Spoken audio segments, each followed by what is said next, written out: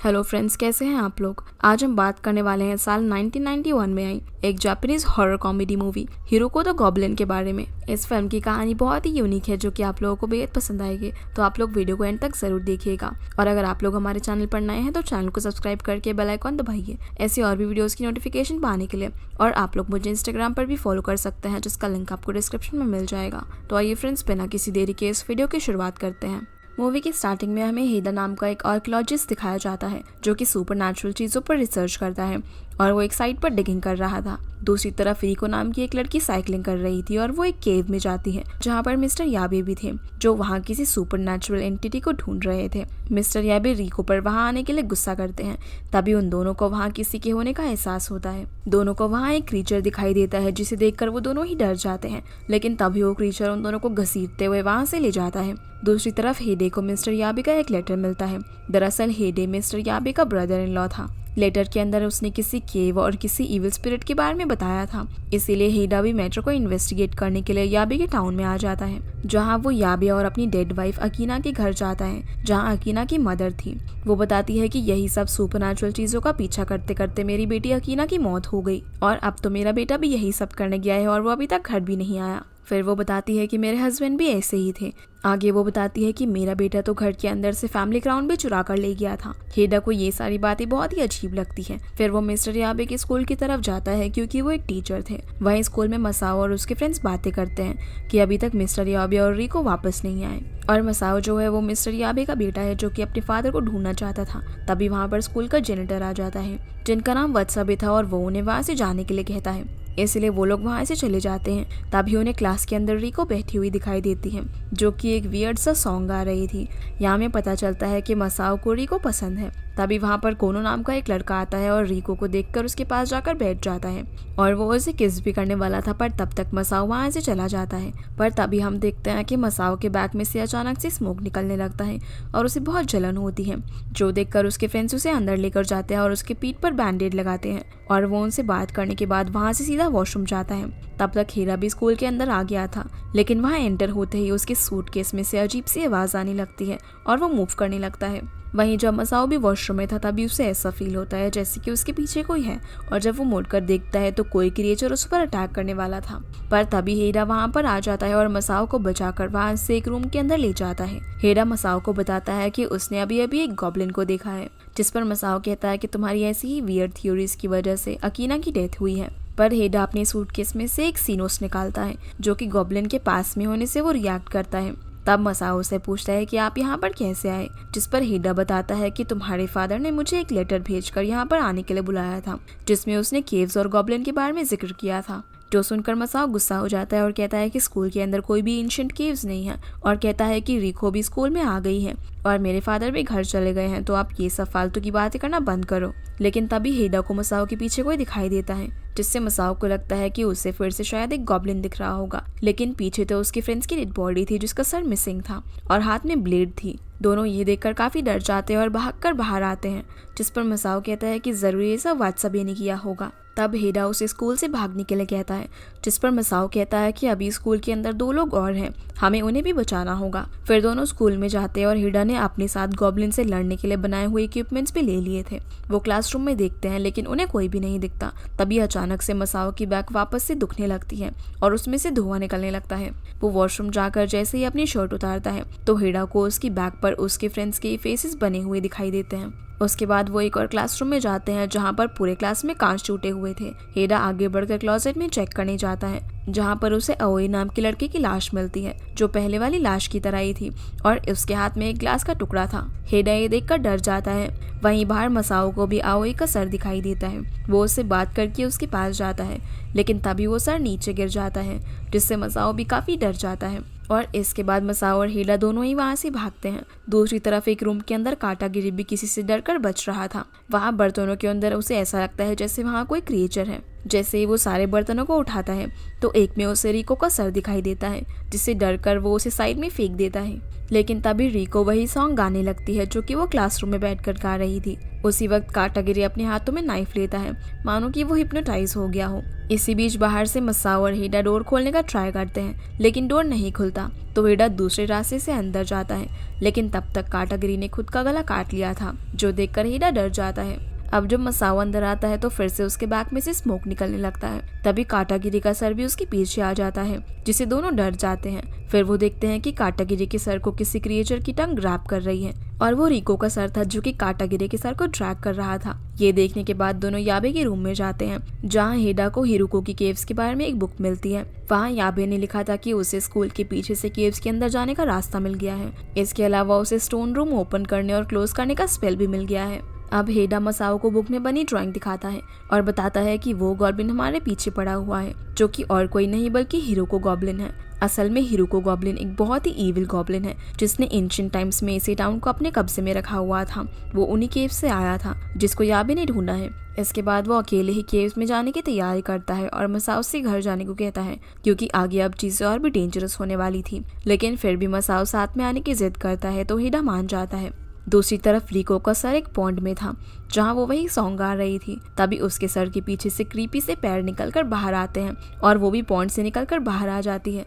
वहीं मसाओ और हेडा भी स्कूल के बैक साइड में जाकर उन स्पेल्स को ढूंढते हैं, जहाँ हेडा को स्टोन रूम ओपन करने का स्पेल मिल जाता है। फिर वो दूसरा स्पेल ढूंढने के लिए स्कूल के अंदर जाने ही वाले थे, पर तभी वहाँ पर वत्सबे आ जाता है, जो रात में दोनों को वहाँ पर देखकर थ्रेटन करता है और वहाँ से जाने को कहता है। लेकिन मसाओ उस पर ही अटैक कर देता है। तभी हेडा को एक रॉक पर दूसरे वाला स्पेल मिल जाता है। फिर मसाओ वत्सबे की गन लेता है और दोनों वहाँ से चले जाते हैं। वो दोनों एक जगह जाते हैं जहाँ हेडा को रियलाइज होता है कि उनका सेंसर सही से कनेक्ट नहीं है।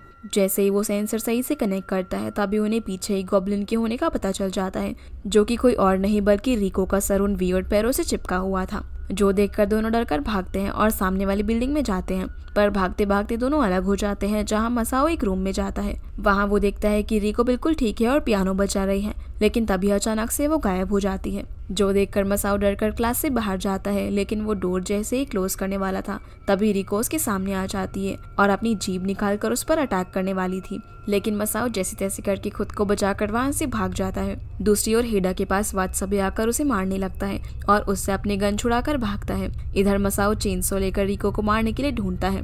तभी उसके ऊपर एक लिक्विड गिरता है, जिसके बाद वो एक ड्रीम सीक्वेंस में चला जाता है, जहाँ उसे रिको और उसके फ्रेंड्स मिलते हैं। सभी लोग बिल्कुल नॉर्मल थे। जहाँ रिको उससे पूछती है कि क्या तुम्हें स्टोन रूम ओपन करने का स्पेल पता है, जिस पर मसाओ मना कर देता है।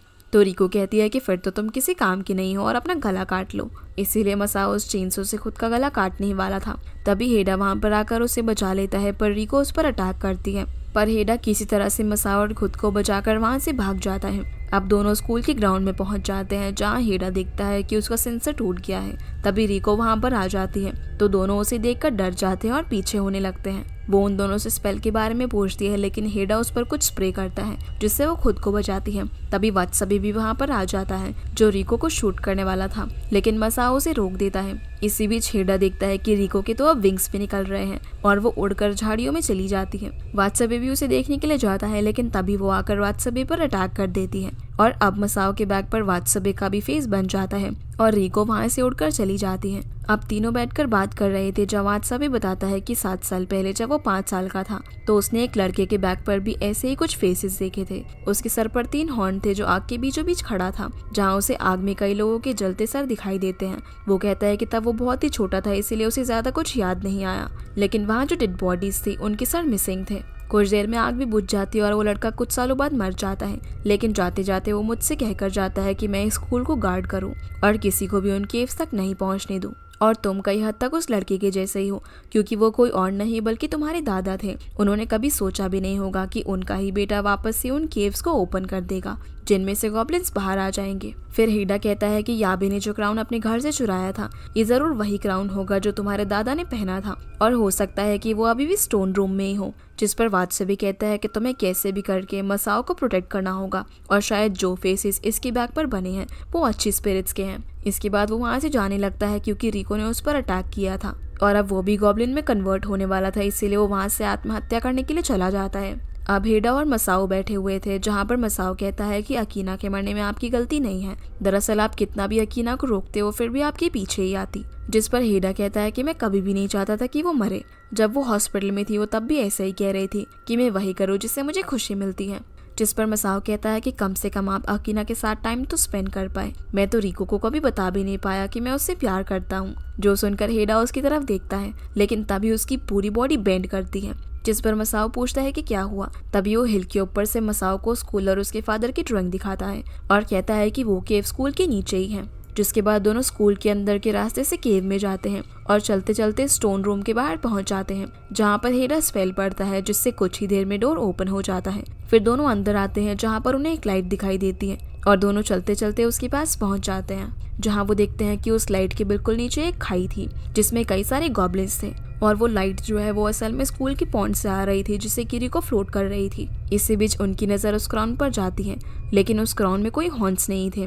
अब दोनों उस क्राउन को लेकर वहां से जाने लगते हैं, लेकिन पीछे उन्हें यह भी दिखाई दे जाता है, जिसे देखकर ही पता चल रहा था कि अब वो जिंदा नहीं है।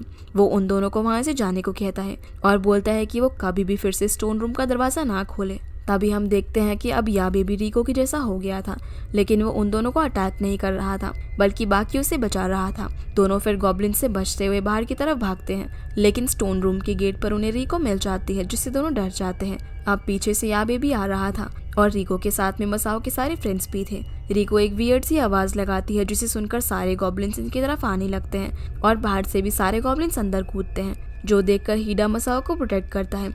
लेकिन दोनों देखते हैं कि मसाओ के सारे ही फ्रेंड्स गॉब्लिन को बाहर निकलने से रोक रहे हैं और वो मसाओ को वहां से भागने को कहते हैं। तब मसाओ और हीडा वहां से बाहर आ जाते हैं, जहां बाहर आकर हीडा स्पेल पढ़कर गेट को बंद कर देता है, जिससे दोनों को ऐसा लगता है कि अब तो सब कुछ ठीक है। पर तभी रिको आकर हीडा पर अटैक कर देती है और उसे पास्ट में जाकर हिप्नोटाइज करती है, जिससे हीडा वापस से गेट ओपन करने का स्पेल बोलने लगता है। लेकिन उसी वक्त मसाओ अपना क्राउन देखता है, जिसमें अब हॉर्न्स थे। वो उस क्राउन को पहन लेता है और स्पेल बोलता है, जिससे रिको वाला गॉब्लिन भी उस रूम में वापस चला जाता है और मसाओ के बैग पर जो सारे फेसेस बने हुए थे वो भी अब गायब हो गए थे। इसके बाद वो हीडा को लेकर केव से बाहर जाता है, जहां जाकर वो देखता है कि पॉन्ड में से उसके फादर और फ्रेंड्स की स्पिरिट निकलकर आसमान की तरफ जा रही है। इस इंसिडेंट के कुछ समय बाद हम हीडा को टाउन से जाते हुए देखते हैं, जहां वो ये कहता है कि मेरी गॉब्लिन वाली थ्योरी बिल्कुल ही सही थी, लेकिन अब मैं उसे सबमिट नहीं कर सकता हूँ, क्योंकि हिरोको के बारे में कोई ना ही जाने तो ही अच्छा है। फिर वो कहता है कि अब वो कई सारी अच्छी स्पिरिट्स के बारे में रिसर्च करेगा और मसाओ चाहे तो उसके साथ काम कर सकता है। ऐसा कहकर वो वहाँ से चला जाता है। हीडा के जाने के बाद मसाओ आसमान में देखता है और ये मूवी यहीं पर खत्म हो जाती है। तो गाइज ये थी इस फिल्म की कहानी, जो कि मुझे तो काफी इंटरेस्टिंग लगी। और मूवी के आखिर में हम मसाओ को देखकर ये समझ पाते हैं कि अब वो भी अपने ग्रैंडफादर की तरह हमेशा उस केव्स को प्रोटेक्ट करेगा, ताकि कोई भी गॉब्लिन धरती पर दोबारा से ना आ सके और जो गलती उसके फादर ने की वो फिर से रिपीट ना हो। एंड आई होप आप लोगों को ये वीडियो पसंद आई होगी, तो इस वीडियो को लाइक कर चैनल को सब्सक्राइब जरूर कीजिएगा, ऐसी और भी यूनिक और इंटरेस्टिंग वीडियोस की नोटिफिकेशन पाने के लिए। तो आपसे फिर मिलते हैं अगले वीडियो में, तब तक के लिए गुड बाय।